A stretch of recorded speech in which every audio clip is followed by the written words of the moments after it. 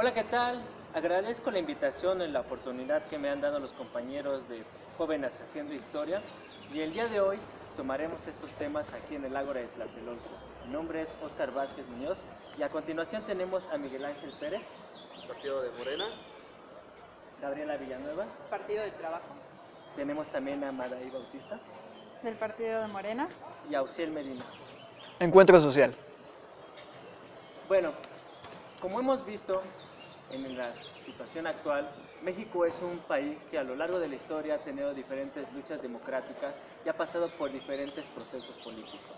Entre ellos podemos ver a grandes personajes, como es el caso de Salvador Nava, Alberto Castillo y Carlos Madrazo. Pero también podemos encontrar circunstancias que han quedado marcadas en la memoria de todos los mexicanos, como ha sido el caso del fraude electoral, en el cual podemos ver casos como el de 1910 con Francisco Madero y Porfirio Díaz, 1929 con José Vasconcelos, y podemos ver unos actuales con Andrés Manuel López Obrador y el de Cuauhtémoc Cárdenas. Bueno, a continuación, jóvenes compañeros, ¿qué opinan ustedes sobre eso?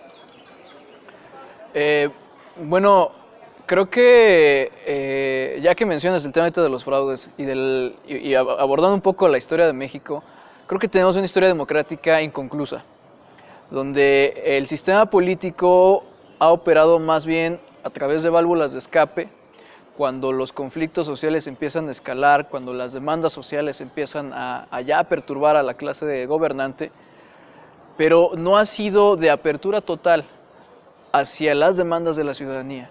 Y es donde encontramos que quienes están en las cúpulas del poder abren ligeramente la válvula para que parezca que hay democracia, para que parezca que hay apertura, pero al final terminan ya siendo, a veces con fraudes bastante violentos, con unos muy descarados, como lo fue en el caso de los cómputos que se cayeron, ¿no?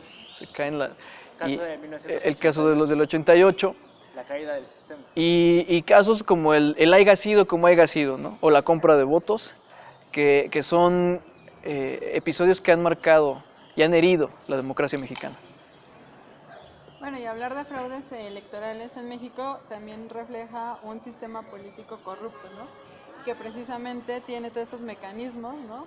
Para él mantener el poder en el estilo que el sistema pues precisa, ¿no? Haciendo esta remembranza histórica que nos señalas, ¿no? Desde Madero, que es nuestra reciente historia, y llegando a los casos pues emblemáticos de Cárdenas y los dos fraudes que ha sufrido Andrés Manuel, ¿no? Precisamente en 2006 y 2012. Y es por eso que hoy los jóvenes abanderamos esta lucha de transformación social nuevamente, para que vivamos realmente en una vida democrática y el sistema corrupto y fraudulento en el cual hemos vivido pues desaparezca. Esta construcción de supuesta democracia, como comentan los compañeros, ha herido a los ciudadanos, ha herido a México, y me parece que a final de cuentas es una salida muy rápida que el sistema, el PRI particularmente, genera para tratar de calmar estos momentos tan graves en los que se vive en la actualidad. Las acciones tan desmedidas que llevan a cabo para realizar estos fraudes, ya cayendo en compra de votos, en momentos violentos, nos deben dejar ya muy claro que no podemos continuar con este sistema, que los jóvenes vamos a ser observadores, tenemos la voz y la conciencia de hacer un cambio real en este momento histórico. En ese aspecto también agregaría que hace falta una visión ética, ¿no? De cómo ver la política práctica. Exacto. Y bueno, tu compañero. Pues en la historia de México siempre se ha escrito con sangre. Siempre ha existido muchos movimientos por un México mejor, de los cuales ha habido muchos sacrificios por la patria y por la humanidad. Es claro que los jóvenes siempre han participado en los grandes cambios. Uno de los más grandes cambios yo creo que es el que se va a hacer, en el cual los jóvenes se están uniendo para poder lograr un cambio a nivel nacional. ¿Con qué motivo? Con el que ya estamos hartos de la misma corrupción, con la gobernanza de tantos años del PRI, no solamente en la Ciudad de México, sino en todo México, el cual ha dañado a las familias y ha creado una incertidumbre a nivel nacional, en el cual es palpable uno de los mejores casos en el cual se puede ver toda esta situación es que cada quien se meta la mano a la bolsa y nos diga cómo estamos viviendo. Los jóvenes estamos encabezando esta lucha en estos momentos y al mismo tiempo es momento de hacer historia. Yo creo que es importante retomar la parte de los jóvenes en el pasado para poder ver hacia el futuro y ver que los jóvenes siempre han escalado con esta batuta.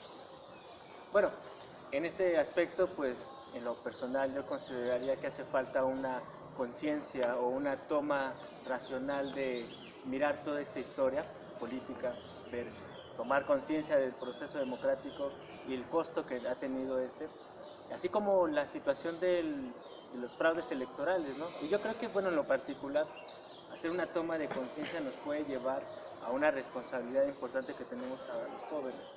Bueno, en América Latina han habido, en el aspecto filosófico, por ejemplo, autores como han sido Leopoldo Sea, Enrique Dussel, José Vasconcelos, que también fue un gran filósofo, y Abelardo Villegas, ¿no? Por ejemplo, o Arturo Andrés Roy, que nos hablan por una parte de un historicismo, ver la historia y tomar conciencia de nuestros errores. En ese aspecto agregaría que el desconocimiento de la historia nos lleva a cometer los mismos errores. Y por otra, una filosofía de liberación latinoamericana que nos habla de construir una ética para afirmar la vida. No buscar el poder, sino afirmar la vida de la comunidad. En este aspecto, compañeros, ¿qué piensan? Bueno, naturalmente, y sí es muy fundamental, el tener conciencia histórica. Como dices, un pueblo que no conoce su historia está condenado a repetir los mismos errores, y creo que el caso de Latinoamérica es muy evidente. Vamos a hablar del caso concreto de México. Llevamos 3 intentos de transformación, vamos por hacer una 4ª y efectiva transformación, pero si te das cuenta, lo que ha pasado es que hemos adoptado en esos intentos de transformación modelos que no corresponden ni a nuestra historia y ni a nuestra cultura. Ahí Castells habla mucho respecto del impacto que tiene la cultura en el desarrollo y la necesidad de hacer una agenda de desarrollo para América Latina en manera concreta. Porque ¿qué sucede? Que hoy tenemos en América Latina y en el caso concreto de México, que buscas tener políticas públicas o políticas sociales pensadas en un modelo, por ejemplo, el anglosajón, que son completamente diferentes. Entonces, cuando lo vienes y lo tratas de meter aquí con calzador, pues no funciona, y tenemos lo que ha traído este proyecto neoliberal, ¿no? Completamente malo, negativo para nuestra sociedad.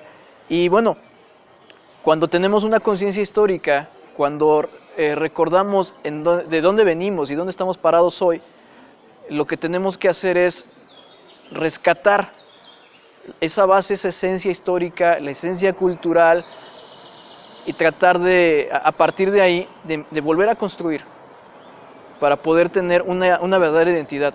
Hoy este fenómeno de globalización nos robó la identidad, necesitamos reconstruir nuestra identidad para, a partir de ahí, nuestra identidad histórica y cultural, poder tener una verdadera transformación.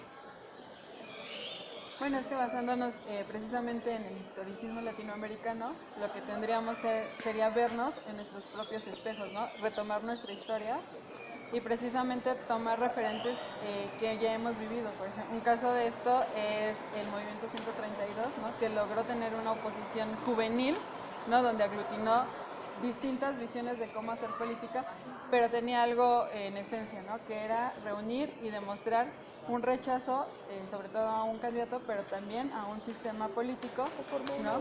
Conformaba una unidad. Entonces, tenemos un antecedente también positivo, ¿no? Retomando ese como el último, pero un referente también que contamos es la movilización estudiantil del 68, la cual también logró esta discriminación, y no solamente de estudiantes y jóvenes en especial, sino también de amas de casa, de mineros, de obreros, ¿no? O sea, de toda la sociedad en su conjunto, nuevamente, y eso nos da una esperanza para que en esta ocasión podamos lograr pues esta 4ª transformación que tanto se ha buscado. Bueno, pues a mí me gustaría también comentar sobre la perspectiva de la juventud. El año pasado, durante agosto del 2017, el ECOSOC, el Foro Económico y Social de las Naciones Unidas, hablaba sobre la importancia de la perspectiva, o sea, de tener una diferencia entre la perspectiva de la juventud y la y la participación de la juventud. Al hablar de perspectiva nos permite realmente investigar, analizar y replantear el andamiaje de políticas públicas que tenemos en México, ¿no? ¿Qué es lo que estamos haciendo? ¿Qué es lo que estamos llevando a cabo? Y cómo los jóvenes estamos participando realmente en esto. Porque una cosa es tener la participación juvenil y otra cosa es como juventud tener una perspectiva hacia lo que buscamos. También es importante mencionar que México siempre ha sido parteaguas en Latinoamérica. Lo que le afecta a México le afecta a Latinoamérica. Y esta gobernanza que ha tenido el PRI en México ha afectado a Latinoamérica.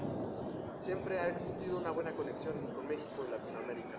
Los jóvenes, no solamente México, sino hablando ya en general como Latinoamérica, siempre han tenido esa idea de izquierda. Se ha demostrado por parte de la historia que en toda Latinoamérica siempre ha existido esas luchas por intentar un bien común, un bienestar general.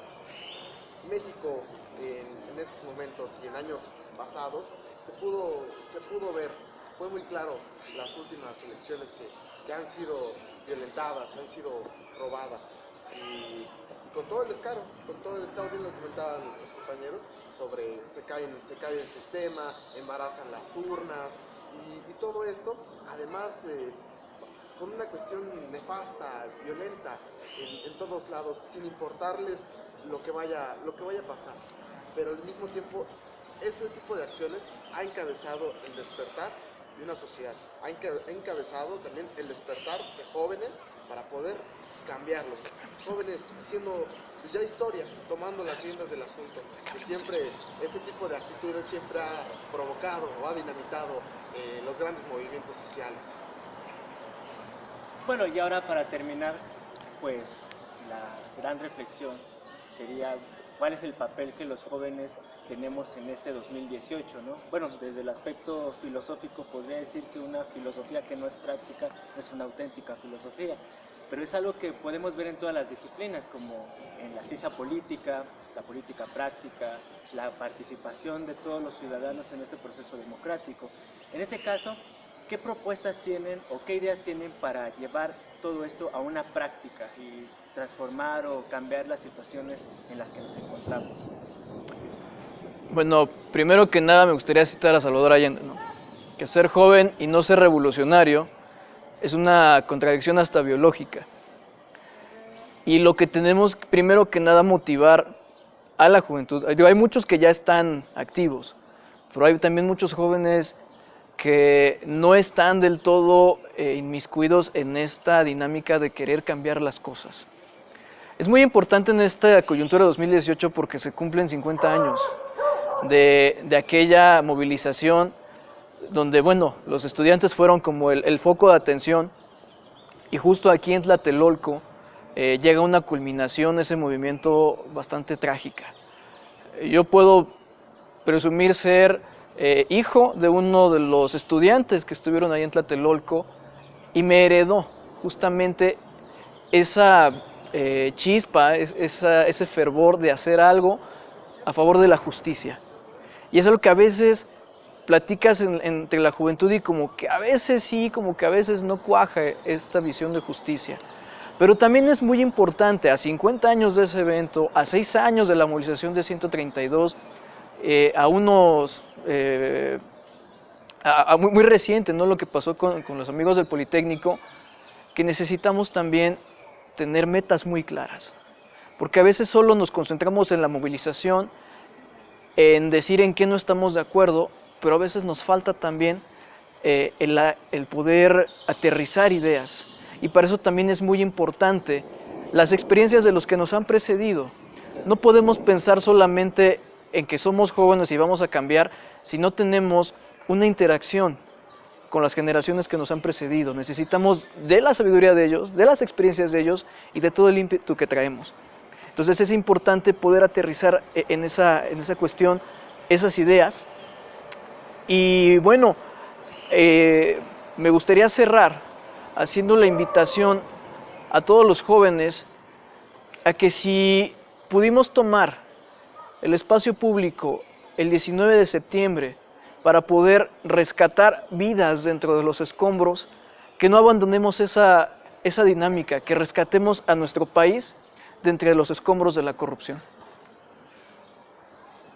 Pues bueno, las metas que tenemos los jóvenes hoy en día es precisamente pues luchar y combatir en todos los ámbitos la corrupción, ¿no?, que nos atañe, ¿no?, que daña tanto al país, y sobre todo pues una de las opciones, o más bien la opción, es Andrés Manuel, ¿no?, quien ha combatido y quien se ha preocupado por los jóvenes.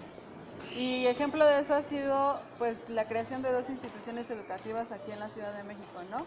El Instituto de Educación Media Superior y la Universidad Autónoma de la Ciudad de México, ¿no? 2 instituciones educativas que nos dieron la posibilidad a muchos jóvenes dentro de esta ciudad pues de no ser rechazados y tener la oportunidad de desarrollo personal y también de aportación al país, ¿no? Porque cada joven que estudia y logra sus metas individuales pues está contribuyendo al desarrollo de nuestro país, ¿no? Entonces creo que esta es parte de la lucha, ¿no?, más allá de la lucha electoral, pues también de esta transformación social y de no olvidar este ímpetu que tenemos por el simple hecho de ser jóvenes. Bueno, a mí me gustaría concluir con que realmente los jóvenes no queremos compromisos con instituciones que realmente no nos representan. Buscamos una plataforma realmente incluyente en la política, que de igual forma no se quede en ganas de hacer algo, sino realmente comunicar de manera efectiva. Yo creo que la forma en la que los medios de comunicación llevan la información a todo el planeta y a todo nuestro país es realmente vergonzoso. Existen otros canales con los cuales nosotros podemos comunicar a la sociedad como jóvenes con verdad, con justicia y sobre todo acabar con esta corrupción que tanto daño nos hace como país. Bien, los jóvenes es el momento histórico de poder aportar ese granito de arena en la playa de la esperanza. Es importante su participación en estas elecciones, ya que van a poder definir el cambio o seguir con lo mismo, diría Andrés Manuel. Es importante que en sus colonias, en sus localidades, en sus comunidades, defendamos el voto, defendamos la conciencia, luchemos contra la ignorancia, el odio y la maldad. Solo el conocimiento, la fraternidad y el amor nos harán libres.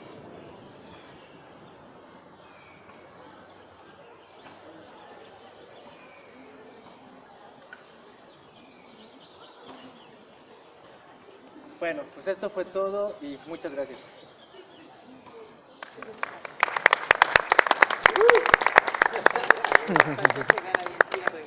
El reggaetón.